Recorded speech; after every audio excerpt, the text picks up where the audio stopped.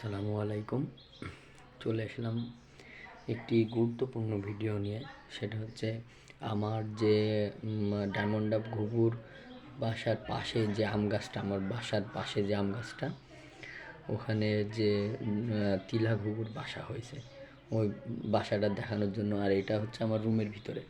এই যে আপনারা ভালো করে দেখতে পাচ্ছেন কিনা, আমি লাইটটা জ্বালাচ্ছি না কারণ ঘুঘুর অসুবিধা হবে।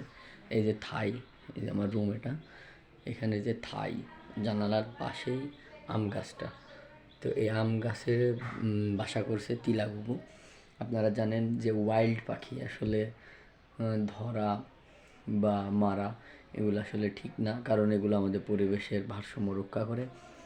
এই ভিডিওতে লাইক, কমেন্ট এবং আমার চ্যানেলটি সাবস্ক্রাইব করে আসলে সবাইকে দেখার সুযোগ করে দেবেন, যাতে করে আমাদের ওয়াইল্ড পাখিগুলাকে কেউ ক্ষতিগ্রস্ত না করে। আসলে এটা না করাই ভালো, কারণ এগুলো আমাদের পরিবেশে অনেক অনেক সাহায্য করে আমাদের পরিবেশকে রক্ষা করার জন্য। এই যে পাখিটা আপনারা ভালো করে আমি জুম করে দেখানোর চেষ্টা করতেছি। এই যে ও ডিম পেড়ে বসে আছে।